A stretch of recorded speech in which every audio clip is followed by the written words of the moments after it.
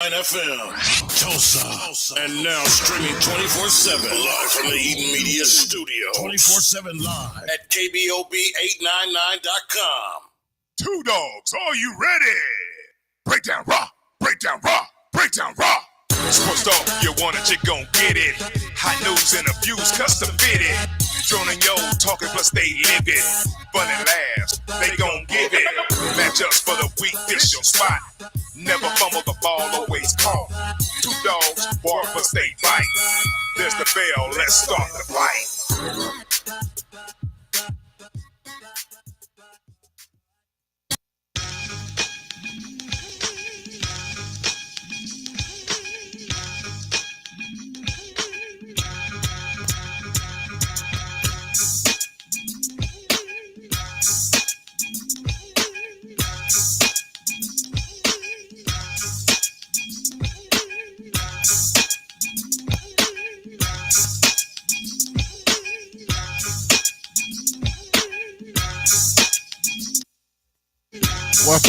What's up? It's the 2Dawgs Sports Talk Show coming at you this Tuesday afternoon. Man. Hey, man, I'm so happy to be back in this seat, man. I don't know what to do, dog. Hey, we'll talk sports, man. I wasn't here last week. I missed it a great deal. Before we get started, my voice might go in and out, has a little medical issues, but I'm getting better. So just be patient with me today. But hey, 2Dawgs Sports Talk Show with Drone and Yo. What's going on, yo? Man, that's it's hot, bro. It is HOT, bro. Ain't no way around it. Ain't no way of sugarcoating it, bro. It's hot. Hey, man. I got in the car today and said it was 107.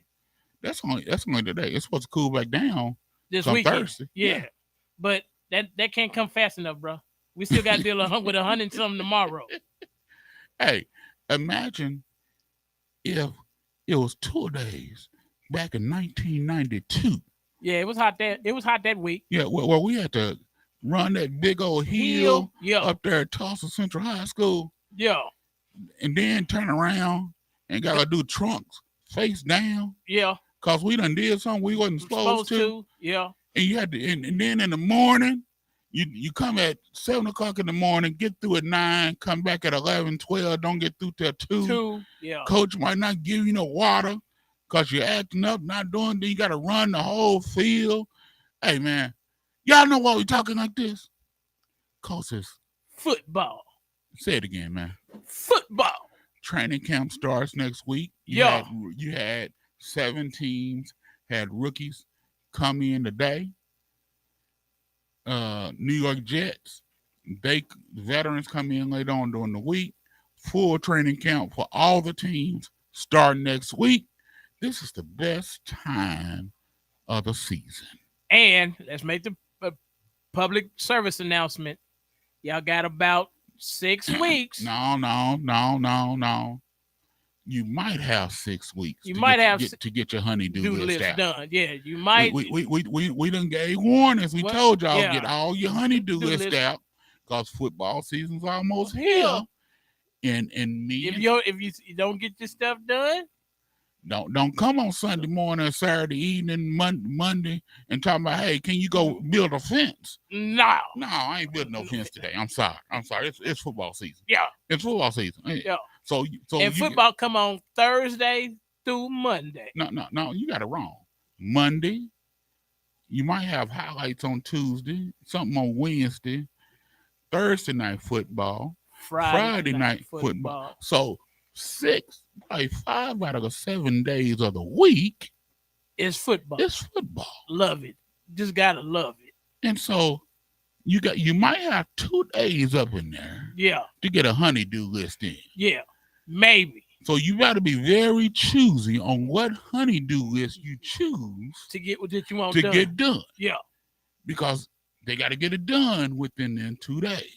48 hours. That's it. The rest of the time, football. It's football. Yeah. Now we might decide to take you out in between there because we get hungry too. Yeah. Or it's a game we don't really have to game watch. we really don't want. Or it's gonna be a restaurant that got a TV. Yeah, that got with the game on. Yeah. And then you're gonna say, babe, you sit over here, I sit here. Yeah, so I can watch the game. Watch the game. Yeah. And then they're gonna have the conversation with you. And have that conversation, you ain't gonna know what they done said. Yeah. Because you're gonna be watching the game. Yeah. And then once the game is over, she gonna say, did you hear me? I said, you know I was watching the game. How am I supposed to hear you? So, that's the way it's gonna go. We're warning y'all ahead of time. It's gonna be gone. It's football season. Yeah. And when we get back, we're gonna start. We got 2 coaches here. We're waiting on the other 2. We got Coach Josh Blankenship of the Broken Arrow Tigers, and we got Coach Willie Ponder, the NFL star, the punter, return man himself, Super Bowl champ, Mr. Willie Ponder. He's here also of the McLain Titans, and we'll be right back on the 2Dawgs Sports Talk Show.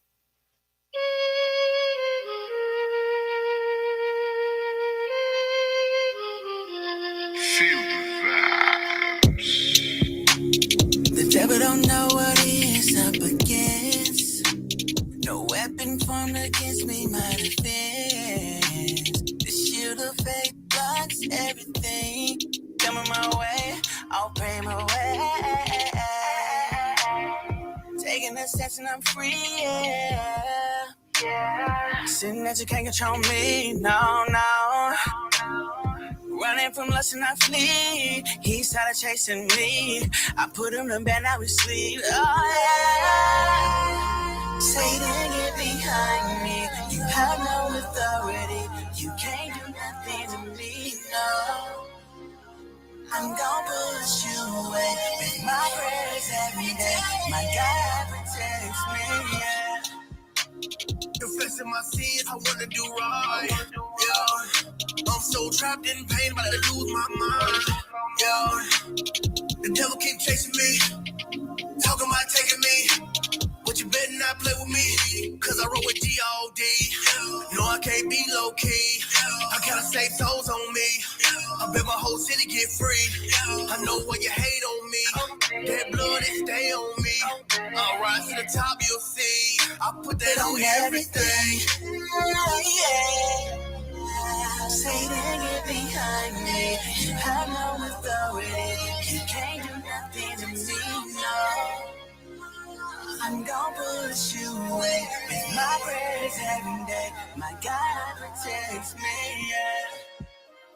I say what I do exactly what I say. Fruit of the spirit I choose, self-control today.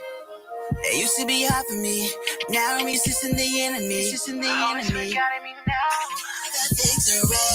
you can't stop me, I'm a chief, you can't stop me, no. You can't stop me, I'm a chief, I got the victory. Satan, get behind me, you have no authority, you can't do nothing to me, no. The 36th Street North Event Center is a full-scale event center where we share the experiences of the community. At the event center, you can rent space for weddings, birthday parties, receptions, concerts, Greek events, quinceañeras, and much more. We also do custom decor, linen, and centerpieces. We're located at 1125 East 36th Street North. To book your next special event, business gathering, or community event, call us at 918-200-9046. Hey, Tulsa, Oklahoma. Welcome to Black Wall Street Tees and Souvenirs, where you can get the best Black-owned t-shirts, apparel, and souvenirs right here in the heart of Tulsa. For more information, please call 918-523-0608 or shop online with us at bwstshirts.com. And we hope to see you soon.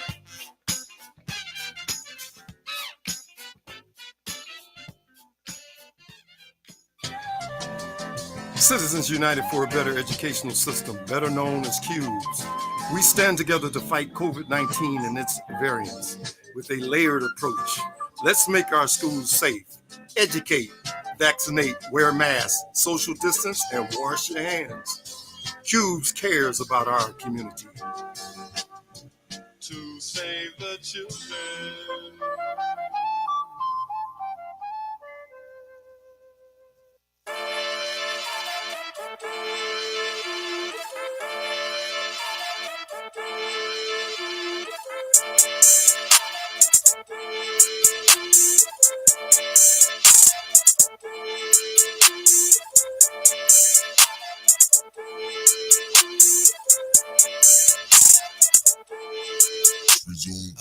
Hit a slam dunk like man up. Enemy salty ran up. It's a foul move.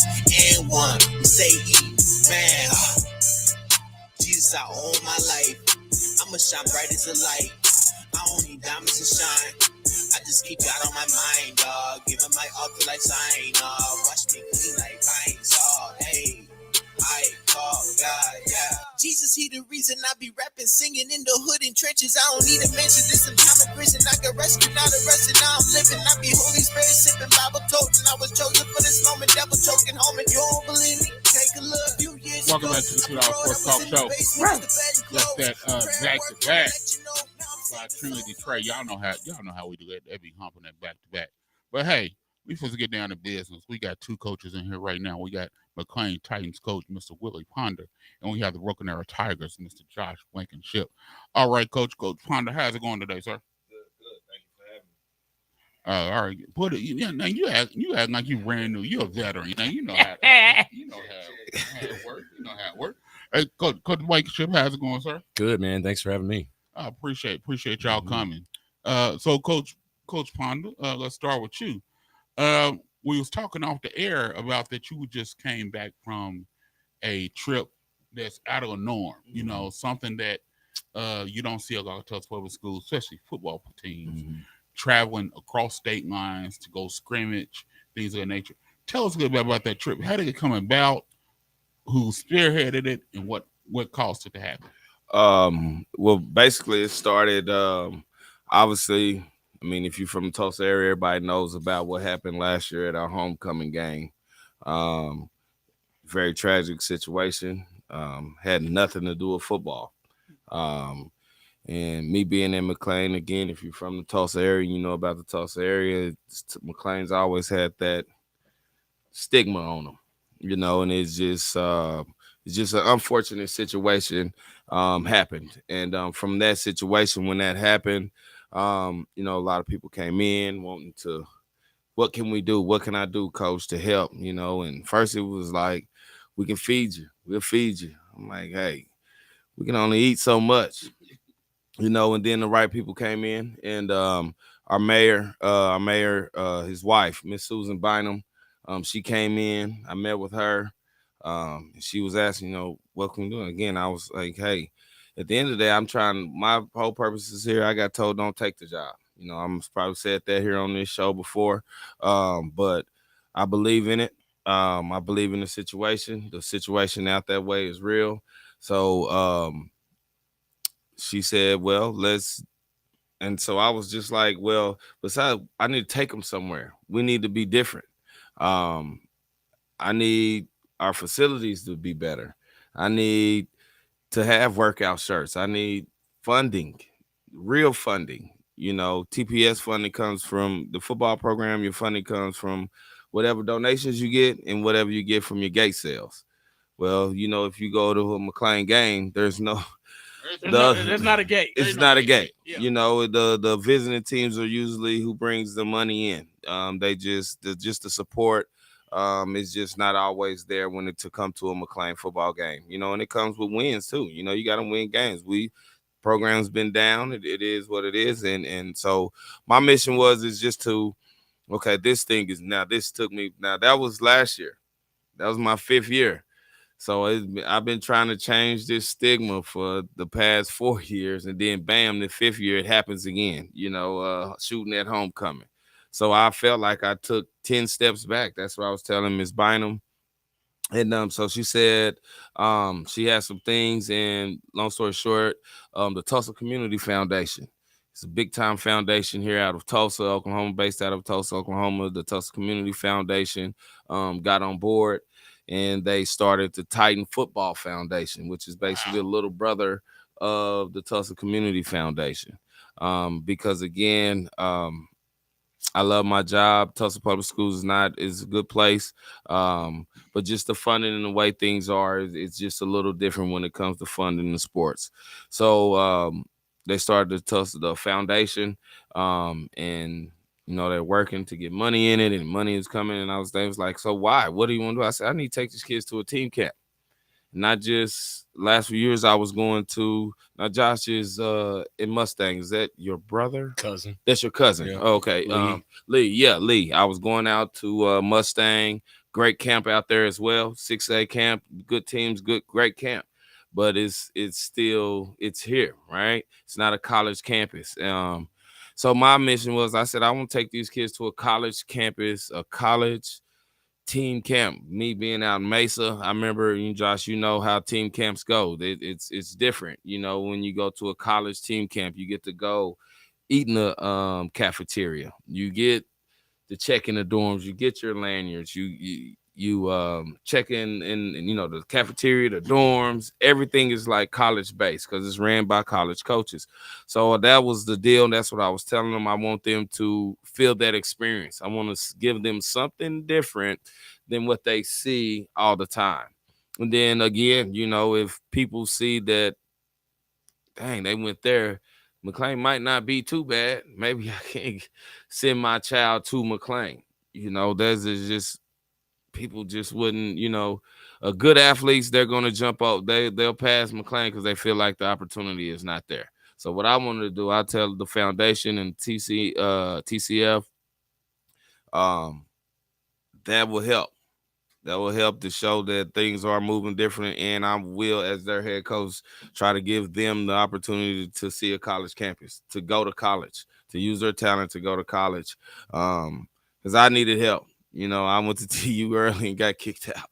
But they just needed help. So that happened. Tulsa Community Foundation came in. Shout out to the Tulsa Community Foundation. Formed the Titan Football Foundation, little brother to Tulsa Community Foundation. And then we had another meeting. And then at the meeting, Ms. Bynum said, we have a guy by the name of Brandon wanted to be in on the meeting. He was part of the George Kaiser Foundation. I'm sure we all heard about the George Kaiser Foundation. So we, the first thing, the TCF, Tulsa Community Foundation, helped us to get Crit Trip on board. So Crit Trip came with $15,000 off gate. Shout out to Crit Trip.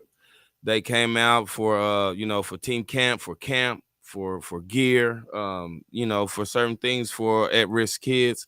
So they came with that, and then when the Kaiser Foundation came in, matched it. Wow. So when they matched it, I was like, oh yeah, we can go somewhere. We can go. And that's far. It was far, but I wanted it to be far. I wanted it to be outrageous, just because it's needed. Well, they need to be able to experience something different. A lot of what we don't understand, a lot of these inner city children, they ain't never been to Cheddar's. Yeah. And we definitely. like, Cheddar's for real? That's on 71st and Memorial. Yeah. Well, a lot of them ain't even been there. Mm-hmm. So to experience something different is just totally out of this world. Now, Coach Blankenship, you all have backing. You all have the funding. What's some of the things that you all do and able to do to help your players to go to that next level? Ours is kind of, man, I'm learning a lot listening to Willie talk, but I think our biggest challenge is the complete flip of that. It's entitlement. Like they get to work out in an indoor facility like nobody else has, and I don't think they even realize what they have sometimes. And we've got great kids, but kids are still kids, and that's why we do what we do, is because we're always trying to mold them and make them better and into men. At least set them on that track. And I think just the gratitude aspect of things and understanding how fortunate they are is one of the fastest things I picked up on that really wanted to focus on.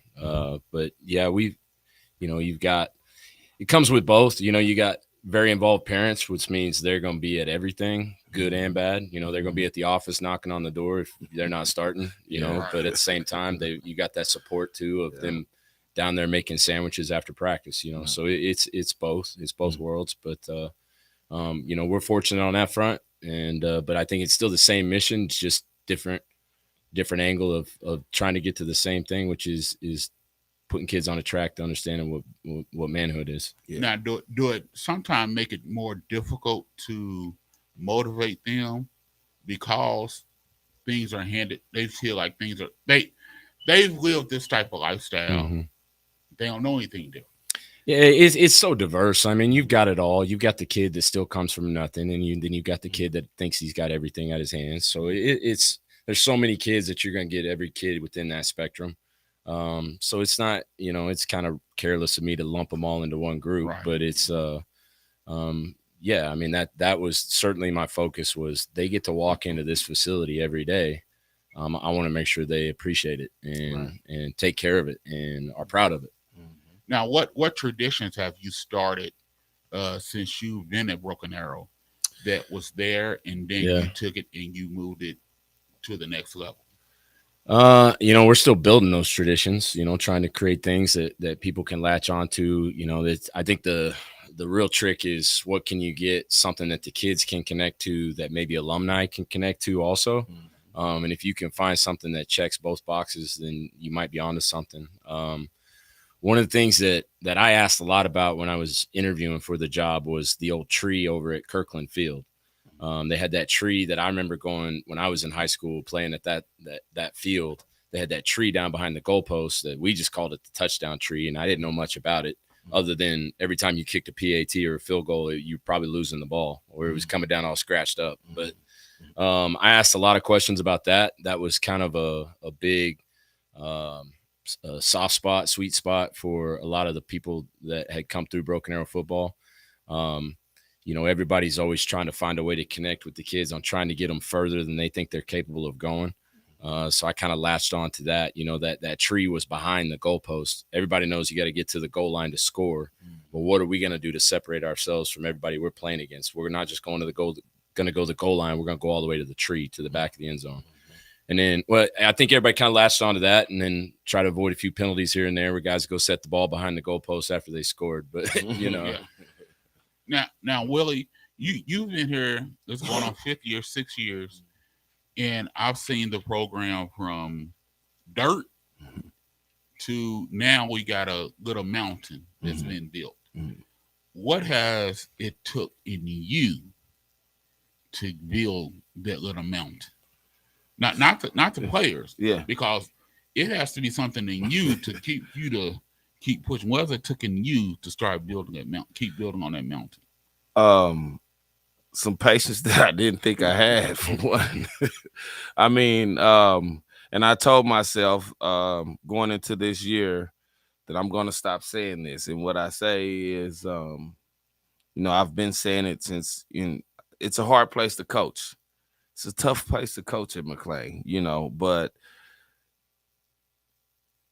I have to stop saying that. I'm telling myself that I'm not going to tell the kids that no more, that this is a tough place to coach. You know why? Because I've been there. I'm now, okay, you just finished 5 years. So if it's still tough, a lot of that fall on you too. So it just took some patience. It took some growth within me. Some learning, looking at everything around me. Then again, I got some good coaches around me right now. Milton Harper is a great coach. He coached college ball. I coached him when he was at Central. I got a DB coach, played college ball. Another defensive lineman coach I just got, I coached him when I was at Central, when I first got into coaching. So just continuing to have good men around them, good positive role models, because every day is different. When I say, it's hard, like Josh knows, as coaching staff, we go in, we put the practice schedule together. You know, it's periods, it's structure behind this thing.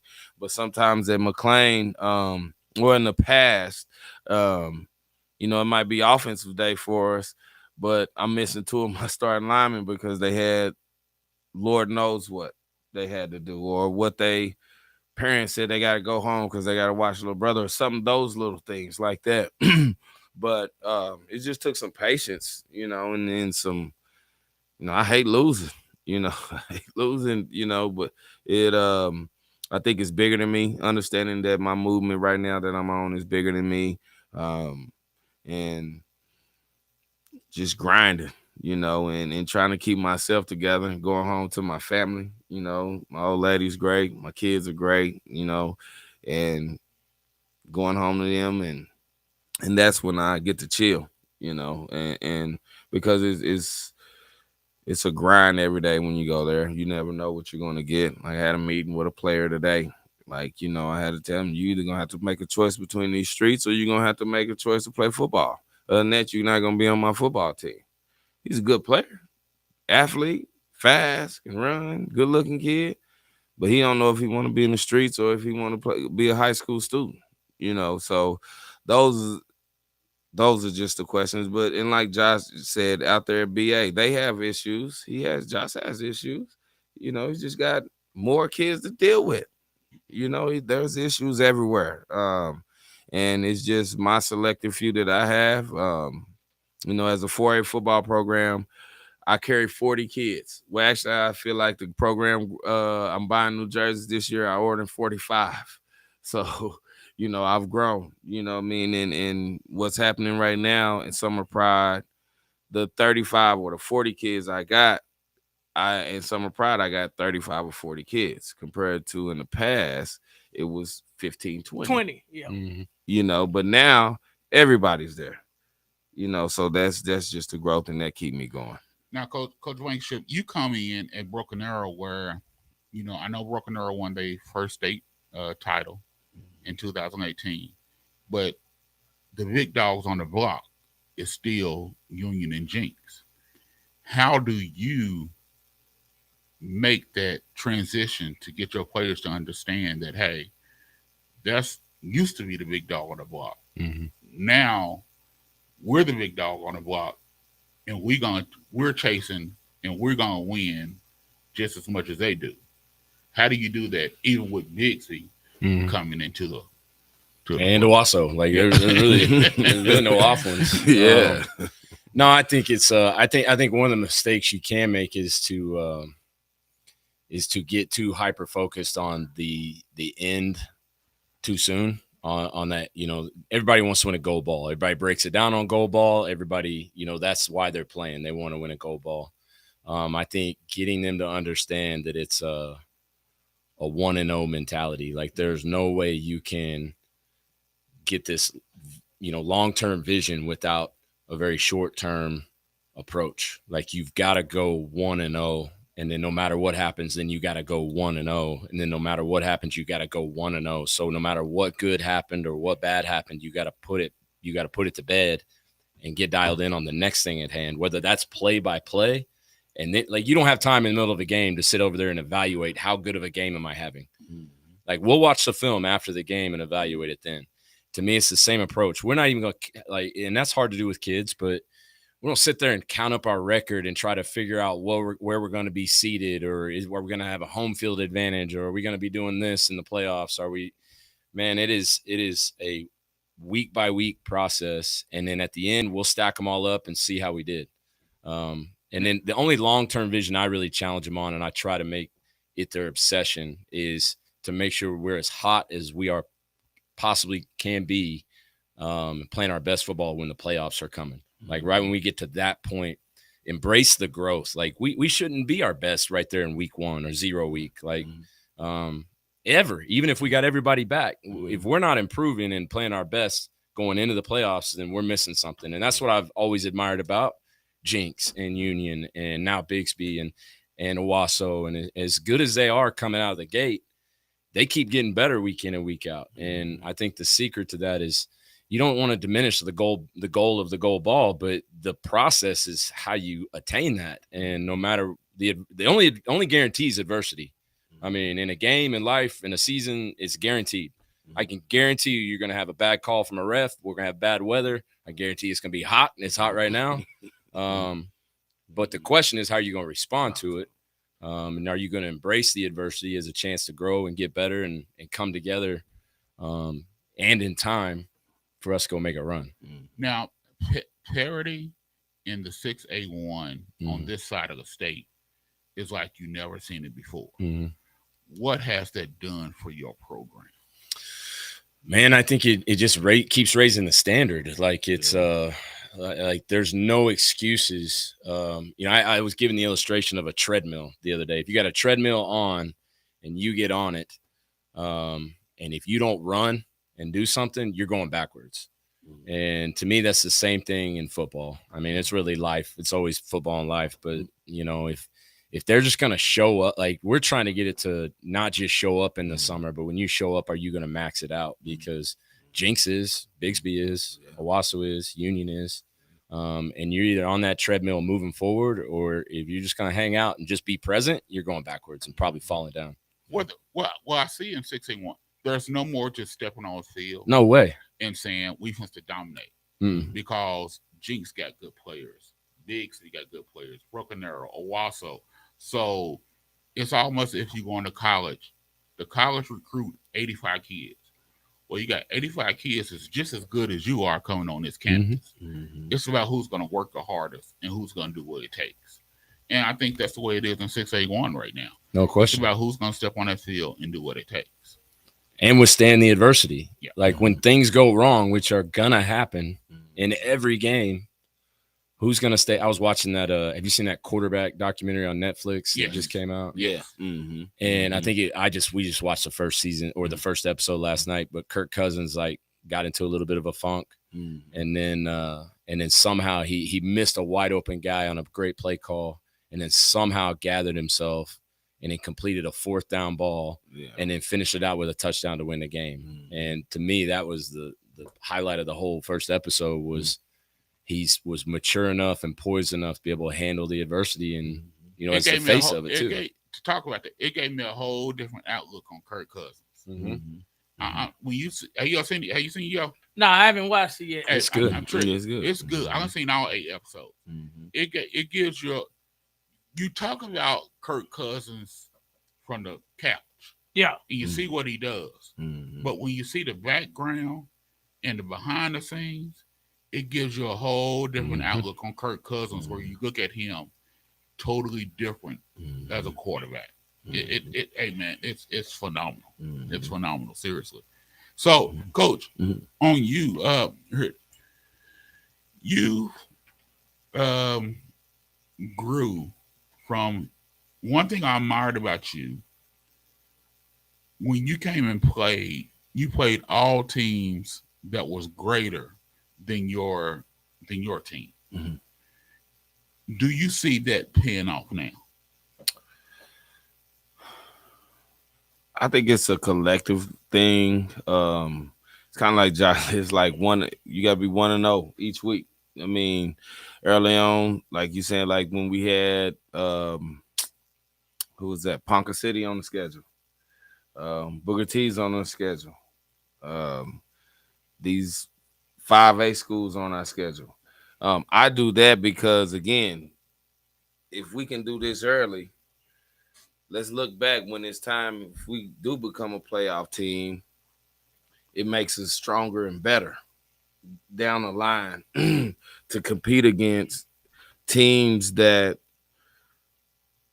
are projected to be, that they're supposed to be better than you. But if we play them well and we play well, even if we lost, there's somewhere I tried to find something in the film, something to show, hey, look, we're there if you do this better, if you get better at this, So it's just, and I'm up for the challenge, and I want them kids to be up for the challenge. So now I'd be real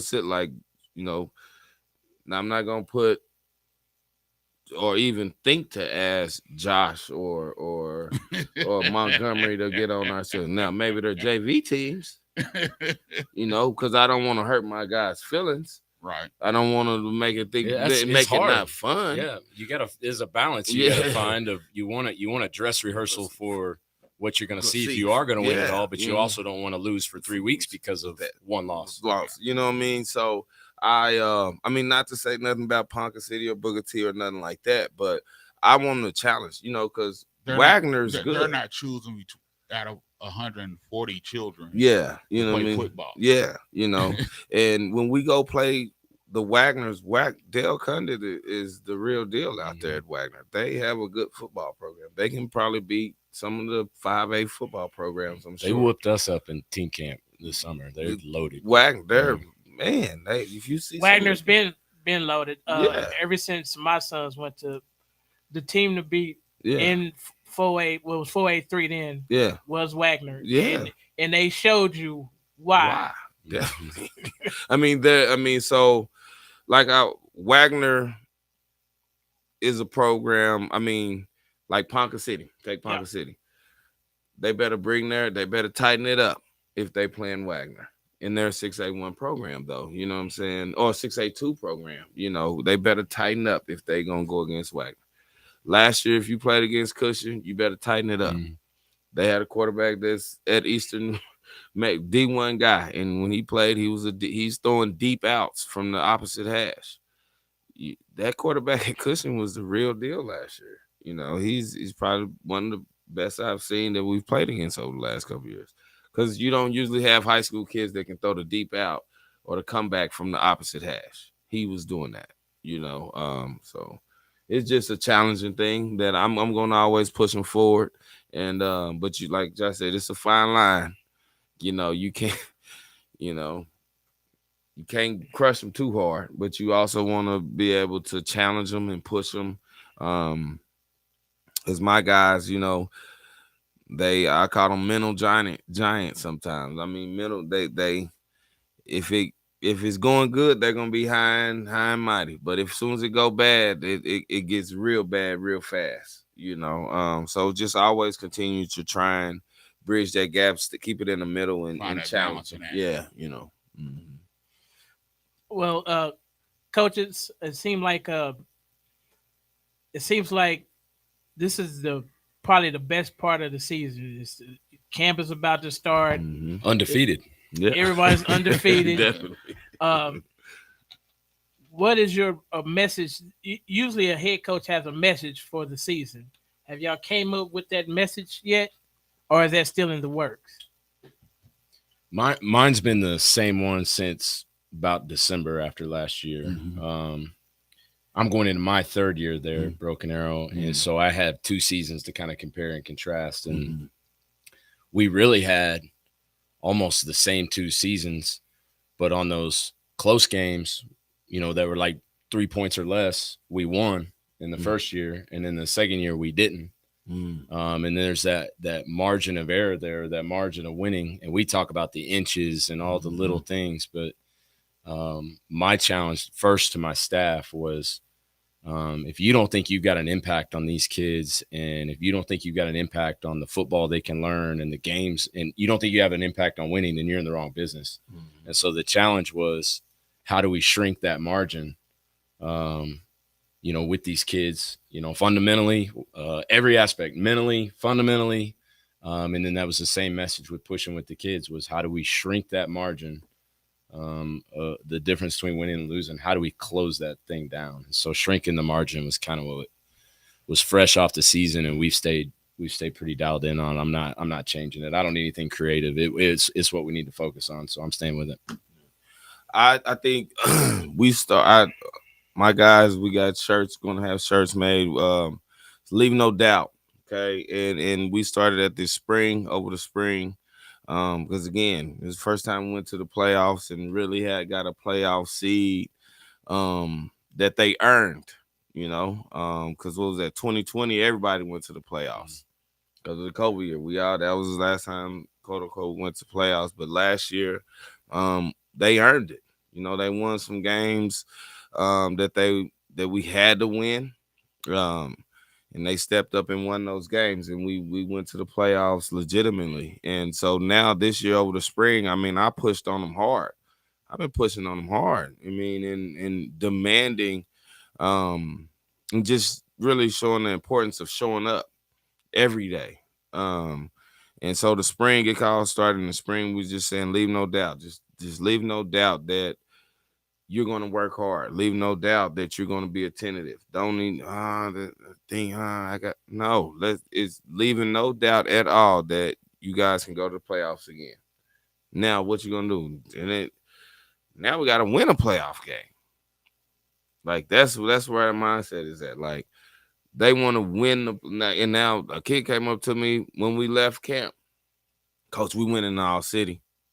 I mean, I'm like, we got to work. You still got some work. We got a few more weeks. What we going to do in camp when August hit? And I'm telling him, I said, y'all can do it. McLain's never won all city. Never. They've been there 2-3 years ago. I went runner up. But like the kids, and again, I'm a believer in this, just me as a coach, you got to have some type of talent to win games. You got to have something to work with. I mean, because you can be the greatest coach in the world. If you ain't got no talent, it's going to be hard on you, because if this coach that's not very good, or he may, I don't like comparing, saying, oh, he a good coach, because I'm still learning. I don't know, but if this coach they say that he's not a good coach, but he has all this talent and they're undisciplined. Yeah, they're going to lose some games. But if that talent got a little bit of discipline, and this coach over here that's a heck of a coach that don't have no talent, the coach with a little undisciplined that got a little bit of discipline, they're going to eventually win. You got to have something. You got to have something to work with. Over the spring, I grinded on them, changed the workouts up a little bit. We're more conditioning and CrossFit type of working out. I mean, because I don't think that what I'm working with out there, my kids are getting stronger. They're definitely getting stronger because they show up every day. But how, I don't think I don't have the 6'5" or these big linemen like that. They just don't come to me like that. Like if I had a kid, there's a kid that was at Monroe maybe a couple years ago, big time good looking kid. He didn't come to McLain though. I mean, you know what I'm saying? Yeah. And nothing against nobody else. Like, you know what I mean? It is what it is. He was a great athlete from Monroe last year. He's not at McLain, and I understand that, you know what I'm saying? So it's just grind on them and leave no doubt. That's just what we're on. Just like you got to make the choice. You got to build on this. And then that went on to me. We're trying to do something that hasn't been done in McLain in a while. Let's change this image. Let's get better. And if y'all do what I asked of you, look yourself in the mirror, things will change, and make the right choices, because you got choices to make, and you either can jump off this way or you're going to jump off that way. And what's on the other side when you jump off, and that's just how I just approach those kids every day. Now, I'm a firm believer that the game is won and lost in the trenches. Definitely. Who are y'all two trench players that colleges need to look out for? Mm-hmm. We'll start with you, Coach. Offense and defense, one on offense, one on defense. I don't want to name mine because they're so young. Like they're not. We've kind of been missing that, especially on the D line. We had a really big left tackle that Jamison Mejia that signed with OSU, so he's up at Oklahoma State right now. Mm-hmm. We're going to be very young. We've pulled up a couple of ninth graders that are probably going to end up winning some spots up front. But they haven't earned anything yet. So like I'm not even saying their name on the radio yet. I've got high expectations, but they got to earn it, So you're definitely right though. We've got to have it up front. It's honestly what we've been thin on when I'm comparing to Owasso, Union, Jinx, Bigsby. Mm-hmm. That's why we've struggled in some of those games for sure. Good thing about my line, I'm going to say all 5 of them. And the reason why I am, because they've been getting their butt whoops for the past 2 years for sure. They all had to play, forced to play since they were freshmen. It's Anthony Bradley, Jordan Roberson, Tyrone Gordon. Those three were freshmen and played. So they're going into their junior year now. So their expectations are up. You know what I mean? And they're not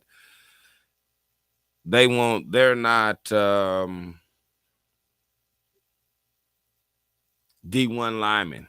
And when I say that, that they're not, Lord knows what happens, but they're not 6'4". They're not 6'6". You know what I mean? Because it's just their standards in those. You know, when we're in the recruiting game, a lot of coaching staffs, they got their standards. Like I've coached college receivers. Like my OC might not. We're not going to get your standards is 6 foot and up or something. You know what I mean? There's certain standards where you want your positions as you recruit. You know what I mean? So my guys, those three, I named them because they've been working. They've been playing since they're freshmen, and now they're juniors. So that's the growth of the program. That's why they're there every day, because since they freshman year, they seen the guys not showing up. When the sophomore year, they seen the guys not showing up. So now they want to be different. They don't want to lose. You know, they want to be different and leave no doubt that hey, we're trying to do something. We want to go to college. They'll go somewhere. Lord knows where they'll go. They just got to keep working hard, because you just never know, what has for you. Now, Coach Blankenship, how do you build off of the success that you had last year? I think it's pretty easy, just because we didn't have a whole lot of success. We won enough to get in the playoffs and then won a playoff game. But we left a lot on the table. I mean, we went for 2 to beat Owasso and didn't convert it. We had a chance to win, beat Jinx at Jinx, and we had a fake field goal that we overthrew, and then went to overtime. They scored, then we scored, and they blocked our PAT.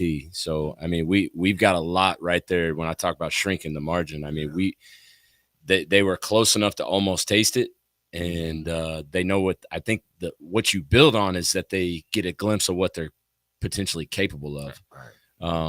You know, when you're right there with those teams that are always contending, that's not good enough. But, you know, some of those guys that might be on the fence of, you know, how good can we be? You know, are we, you know, because kids are kids, you know, and they're all streaky in mentality. They're going to, you know, if you're good, it's easy to get kids to buy in. If you're winning every game, it's easy to get kids to believe everything you're saying. It's when you're in the middle of a 3-game losing streak, you know, are they still going to go to work the next Monday? You know, are they still going to listen to what the game plan is? Are they still going to put in the work? You know, it's easy to go to work when you're winning, you know, but when you get your heart broke, and sometimes that was a big lesson, was you've got to put your heart out there on the chopping block. That's the only way to play football, is to pour everything out. And what happens is, if you win, there's no better feeling. I mean, the elation is just like, you can't describe, you know, a big win when you pour your everything into something. But what you risk is your heart just getting completely crushed. I mean, getting a PAT block in overtime at Jinx, like, that was the most wrecked locker room I've seen in our guys, just crushed. And at the same time, it broke my heart. I was pretty encouraged, because I could tell that it meant something to him. And It might have been the first time in adversity that I saw it really mattered to him, you know, as opposed to the quick turnaround of let's crack some jokes and talk about what we're doing after the game, after we get back. And, you know, that was a quiet bus ride back, and that doesn't always happen with teenagers. And, you know, I think we can build on that. You know? You talk about quiet bus rides. That's all I knew. Yeah, but it's different, man. Trust me. Them bus rides is quiet. You wasn't doing no talking. Yep. It wasn't. I remember my coach, we had someone talking on the bus ride home after we lost. Oh, they made us go run. What? But you did it. You know, so no, it wasn't no talking after you lost. Sure wasn't no cracking no jokes. So how can you build up on, Coach Ponder, how can you build up on your success? just showing up, keep showing up and pushing on them. You know, last year making the playoffs wasn't good enough. You know, and just being honest with them. And how did you get to the playoffs? Think about those games when you grinded it out. Think about those practices. Everybody showing up to practice. You remember, you know, I tell them, like, see how we got participation and people's here? That's how we win.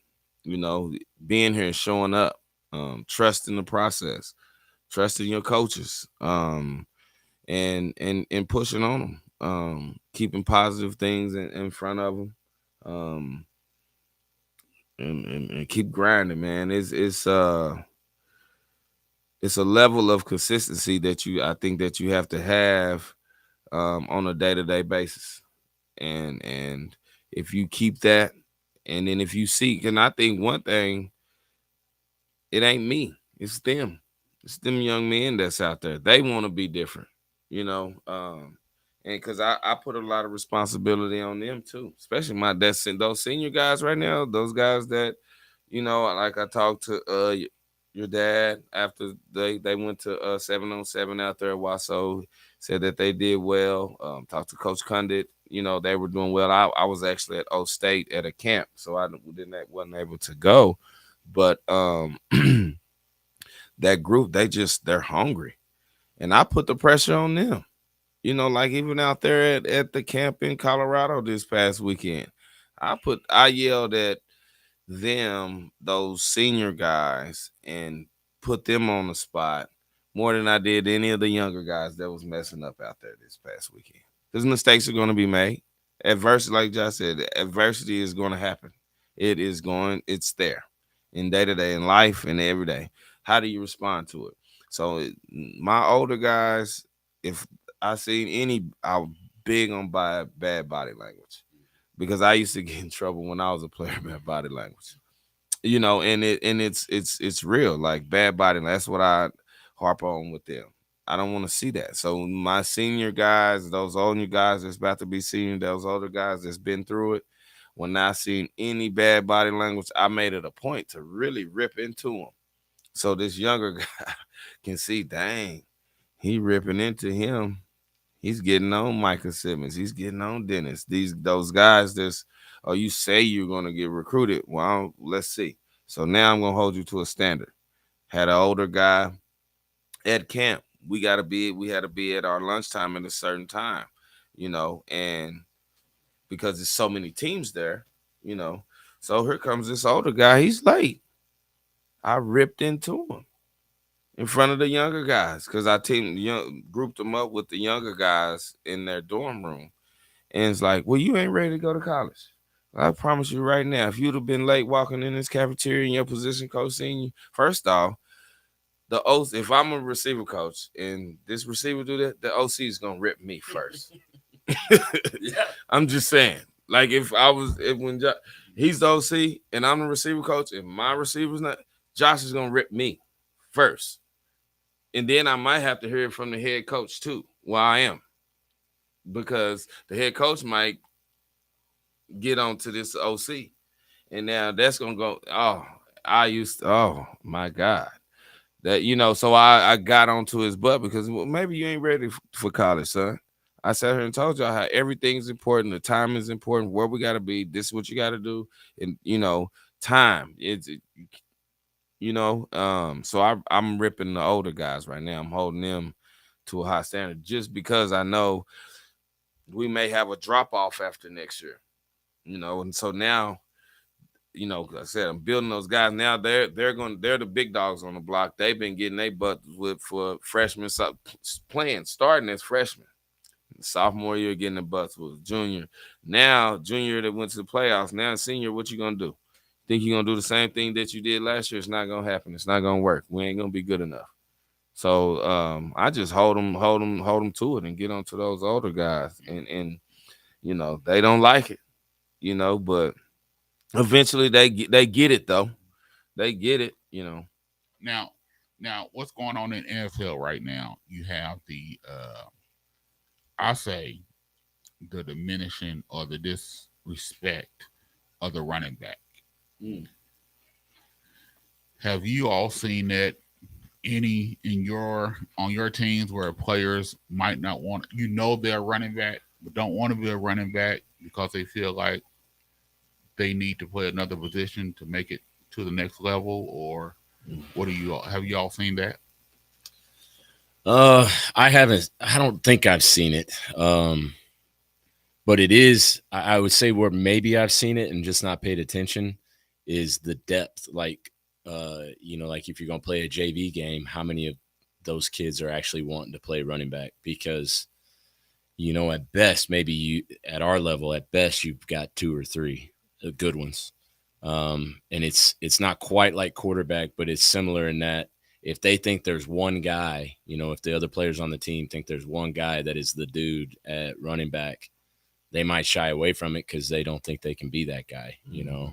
The guy that we've got that's going to be a senior this year, he was overshadowed last year by a senior that just had that senior it factor, Nate Jones, and then also overshadowed a little bit by the attention our freshman phenom was getting last year. He's probably more talented than both of them, but he kind of let himself emotionally get caught up in all the attention they were getting. So I don't know if they're looking that far in the future and seeing what's going on at the NFL, right? And there's so much stuff that does trickle down. I don't know if I've caught that. I think it might be a little bit more of just the selfish, that there's a guy there. Maybe I ought to go find another spot where I can be the man. So piggyback on what you just said about the player. How do you? Because you're saying he's probably more talented than both of them. How do you build him back up to give him the confidence to say, hey, you can do this, and to get him to do it? I know we keep probably repeating each other, but consistency and time, like I got my hands on him right at the end of the season and made sure we were having regular conversations about, we've lived more life than they have, like I see what he can be.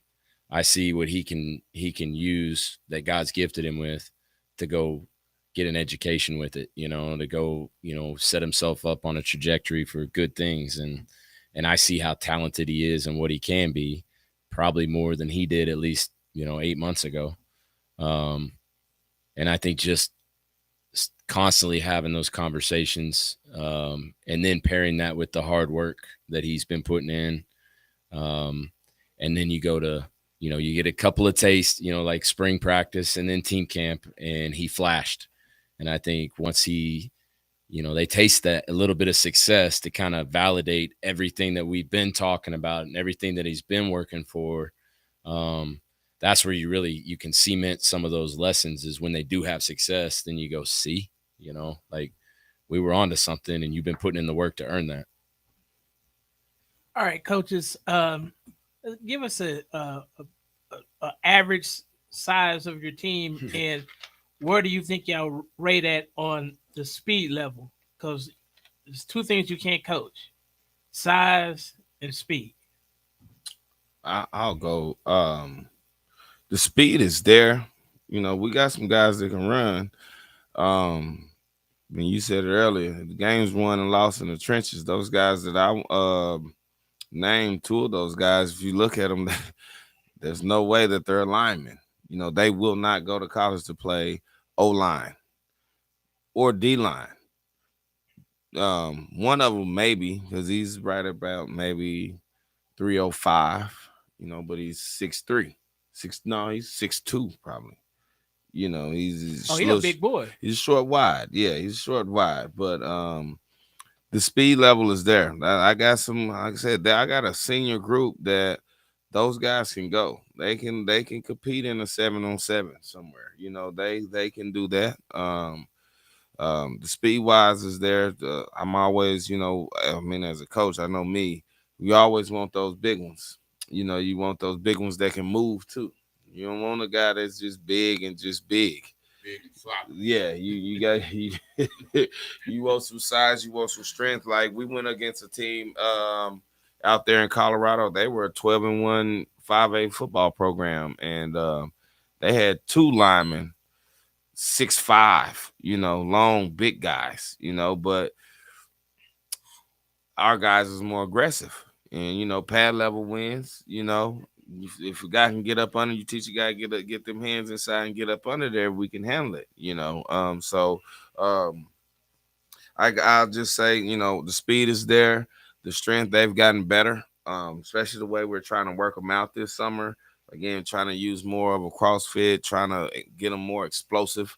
Because core training. Core. Because like I tell my couple of those receivers, they think, all of them think they're going to the NFL. I'm like, son, you can't even catch a hitch and go to the house. You can't catch a bubble route. I'm trying to flip it out there to you picking up 6 yards. That ain't gonna get you recruited, son. Yeah. So that's the speed is there, but you gotta have something with that as well. So, Coach, size and speed. We've most of our size are young babies. So I'm really same kind of deal. Like, I'm not gonna start spitting out names because they still gotta earn it. But we're really got a lot of good talent coming from about our sophomore class down. And I'm not disrespecting our seniors and juniors because there's some very talented kids in there. But as far as like a complete class and then putting good classes together, which is what we see every week, in our opponents, we've got some good size. We got some key guys that are a little freaky. Derek Osmond is one of our bigger recruits. He had been a tight end primarily his sophomore year. He's about a 6'7" gazelle that's put on a lot of good weight, unbelievable ball skills. Well, about last year we started playing him on both sides of the ball and let him rush the passer, and I think that kind of really flipped the switch for the guys. So he's kind of the full package guy, but that's why he is getting recruited. Right. He's already got all those intangibles. And he's 6'7", yeah, that'll get some attention. Now we don't have a full team of those guys. We got a couple of those here and there. Speed wise, we got little Caleb Barnett. They can go 0 to 90 like in half a second. We got a Chauncey Standifer that's a corner that can really. I saw him open it up in a 7-on-7 tournament last week where he actually got beat and then somehow tracked it down and broke the pass up. We got a young running back in addition to the senior guy that we're really going to lean on. We got another freshman that it should be a phenom at some point, but again, he's got to earn it. But he can run. So there's some good speed at some key positions, but I'm constantly thinking about, well, what does our opponent have? And if we don't have it at every position, then what are we going to do to make up for it? And I think the biggest difference that I'm excited about with this young group that I've got, led by some really talented older guys here and there, is they're nastier than what I had last year. And that's, again, not a knock. I had a really good group of guys last year, almost too good.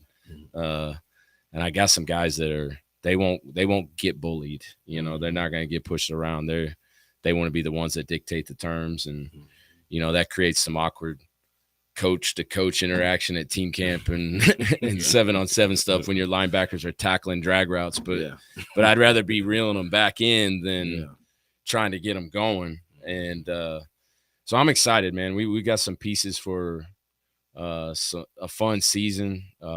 We're going to have to coach our tails off, but what else would you rather do? I mean, I like to see what we can do with this very moldable group, that's got a lot of potential, but my dad always told me when I was little, potential's a French word for ain't done nothing yet, so.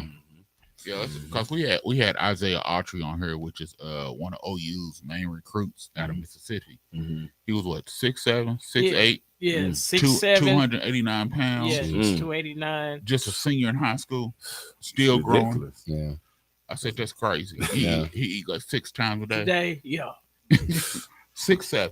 Yeah, his food regimen it was just protein shake, full breakfast, protein shake. That was just to feed one leg. Yeah. That's about what. And he's definitely passing the eye test. Oh yeah, yeah. He's one of the top recruits out of Mississippi.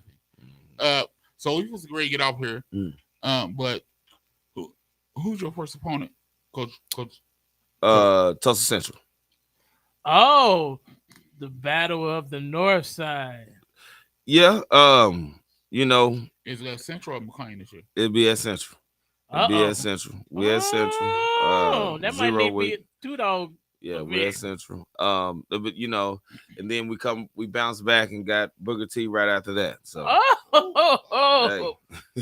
Y'all doing the whole north teams, side. You know, 2 great teams, 2 well-coached teams by 2 great guys. So open up Central.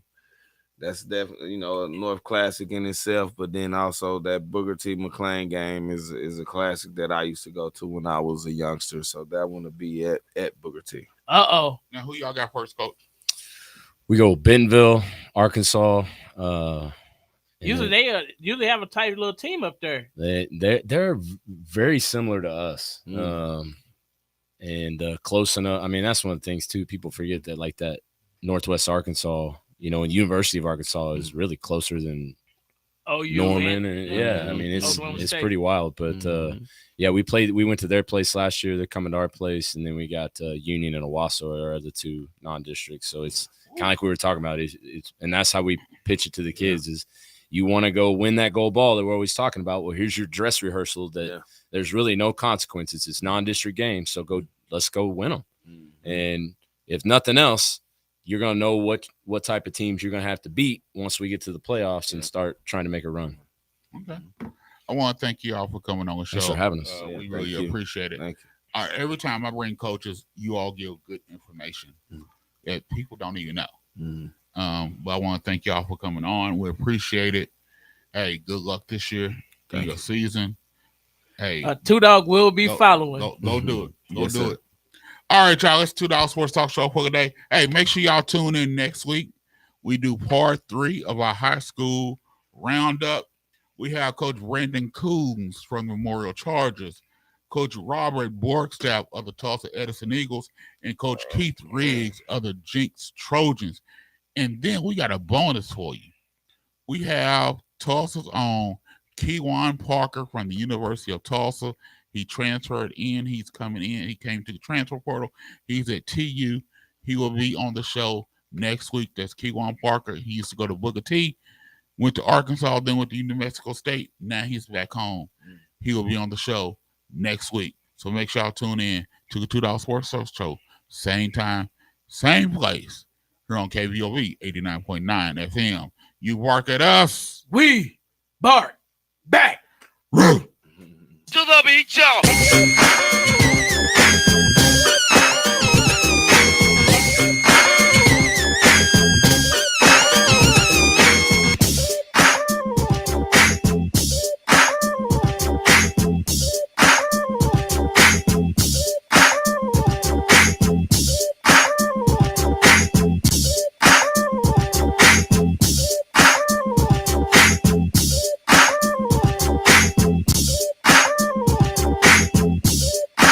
This is KBOB 89.9 FM, Tulsa, and now streaming 24/7 live from the Eden Media Studio. 24/7 live at KBOB899.com.